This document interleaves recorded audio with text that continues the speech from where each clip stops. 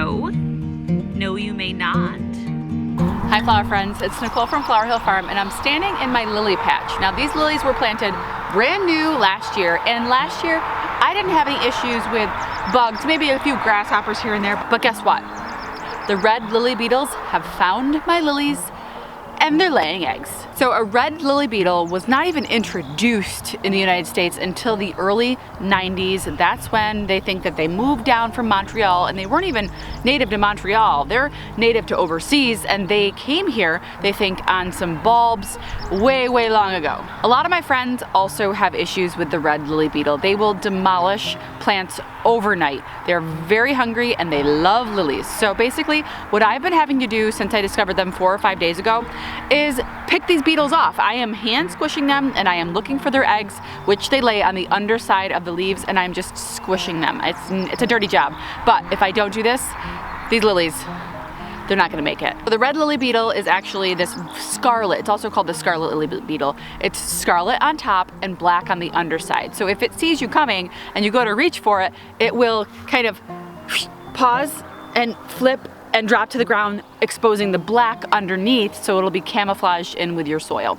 Well, luckily they are bright red, and so are their eggs. Their eggs can range from this bright orange color to red all the way to brown, but mostly the ones that I've been seeing here are bright red. So they're very easy to spot and they're very easy to just take your finger and squash them. That's actually one of the main ways you can reduce the lily beetle population and save your plants. I know a lot of you guys were wondering if I was even going to get my lilies back because they were very short last year and I cut them almost all the way to the ground, and we were like, all right, well, you cut them so short, did they have enough to regenerate and grow again this year?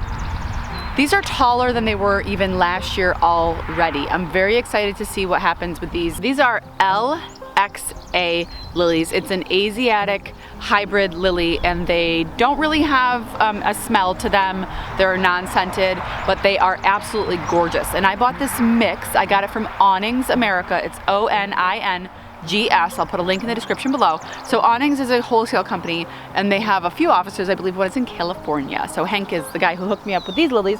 So anyway, these I put in 400 of the Asiatics, and then in the way back I've got about 250 Orientals. And guys, a lot of these are doubled and even tripled from last year. So back to the beetle. So the first sign really of the beetle, unless you visibly see it, is, you know, leaves that have been chewed on. They love to eat all parts of the lily. The leaves, the flowers, the buds, anything. So the eggs, you kind of have to keep on top of this, because once they lay the eggs, they can hatch within 7 to 10 days. And then the larva goes to town as well, eating the lily. So I've basically just been lifting up, and the leaves, the eggs will be on the underside of the leaves. They're very easy to spot. Just kind of lift them up. I mean, it's a big job because I've got hundreds of lilies, but you can see where the eggs are very easily. They're very easy to spot. My hair's in the way, isn't it? My hair's always in the way. I could put it up.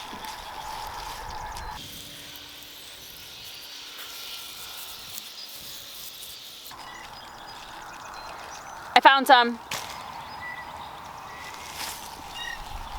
So right there, they're red. I was using gloves to do this before, but they're very easy to squish. Like, you just run your finger and there are no more eggs.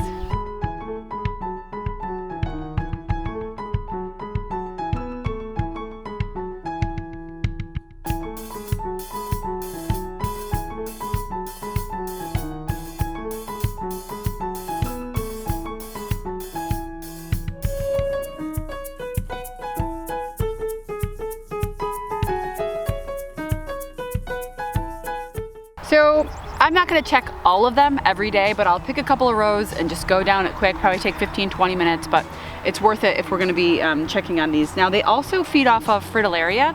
So if you have fritillaria, you're more likely to see them because fritillaria comes up before your lilies do, and then your lilies will come up, and even when they're just sticking up out of the ground, they will start to devour them. So I don't have fritillaria.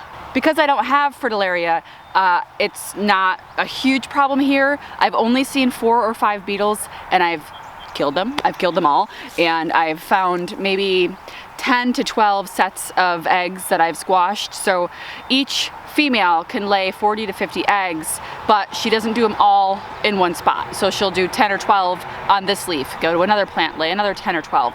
So hopefully I'm able to keep this population under control. Otherwise, these lilies are done for. But I also understand why the benefits of growing lilies in crates and hoop houses, because you can control the situation in there. You can definitely, close your hoop house and keep these things out. They do overwinter in the ground, so there is no natural predator for these in the United States, but they have been introducing some predators, some like parasitic wasps and stuff in the Massachusetts area, and they've had some success with that. They are a natural predator of the red lily beetle. They're just not native to this country. So they're doing some experiments and trying to figure out a way to control them because they're a huge problem for a lot of people. So a lot of flower farmers consider lilies to be annuals as well, and I guess I didn't understand that at first because they are perennial here for me and they will grow back, as you can see. But here's the problem I am seeing. So the stalks on them are massive. Some of the stalks on these lilies that are coming back are an inch at least, and that poses a problem for bouquets because they're just so big and so difficult to work with that they just make the bottom of the bouquet massive. So that's definitely something I'm going to be keeping an eye on, making sure that they don't get unusable, because they can become unusable if the stalks get so big, especially after year after year after year if they get massive. We'll see how that ends up playing out, but anyway, yeah, they are massive stalks, which is not really great for wrapped bouquets anyway. Back here in this grassy section is some double oriental, and I see 2 beetles right here. So there's one right in there. It's right in the center of the screen. You can see it bright as day. And if I pan over, there's another one right in there. That little tulip.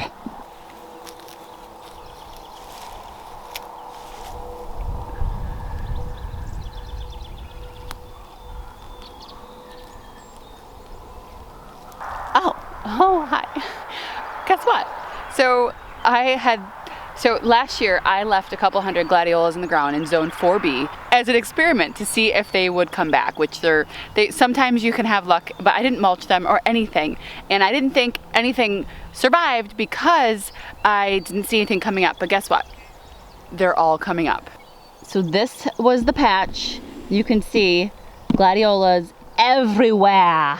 They are everywhere. Success!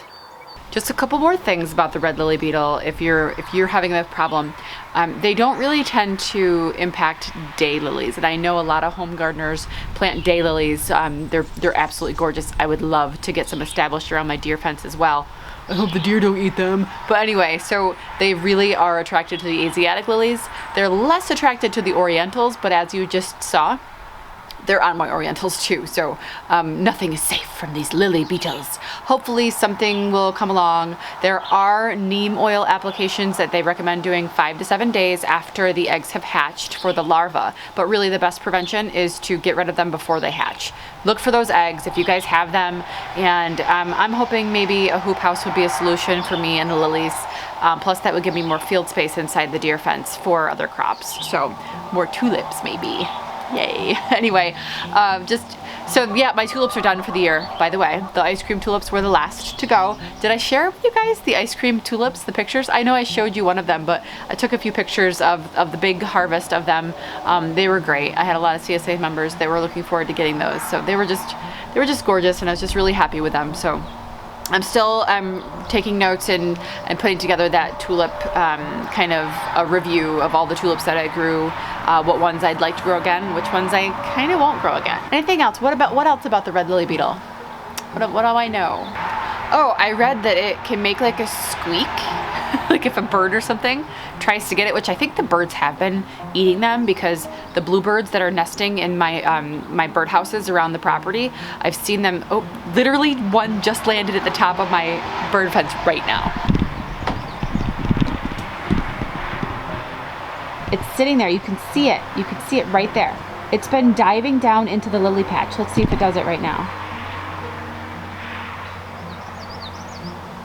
Oh, nope, it went the other way. Oh, it went to the birdhouse in the back. Did you see it? Aw, they're so cute. I just realized that's actually not a bluebird. Like, I'm squinting. It's it's a far away thing. It's actually a tree swallow, which has this gorgeous blue iridescent back, but with a white front, and it's a swallow, so it's got the longer tail in the back. It's actually living in that house. The bluebirds are living in that house, and I also have more tree swallows living in another house. So the tree swallows are phenomenal.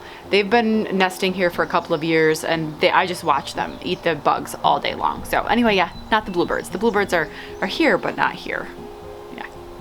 Anyway, that just shows you how helpful birds are around the farm and the garden in general, because I put those I put those bird houses there because the birds are gonna eat the things off of my plants, and I've seen them perched up there and they keep diving down into my lilies. So hopefully they're taking care of some of the lily beetles for me. But as I was saying, I was reading that the lily beetles can make this like screeching noise, that if like a bird goes to get them, and that can kind of like stun the birds, like, whoa, what the heck was that? So one just perched up again at the top of the fence.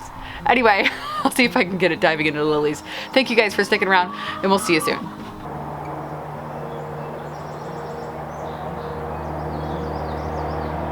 Fritillaria. I don't have those. As an experiment to see, oh, I spit.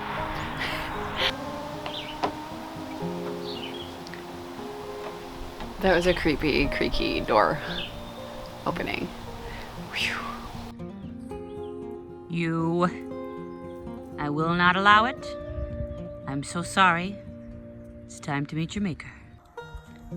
There's a snake slithering down my Lisianthus bed that I just planted these little babies.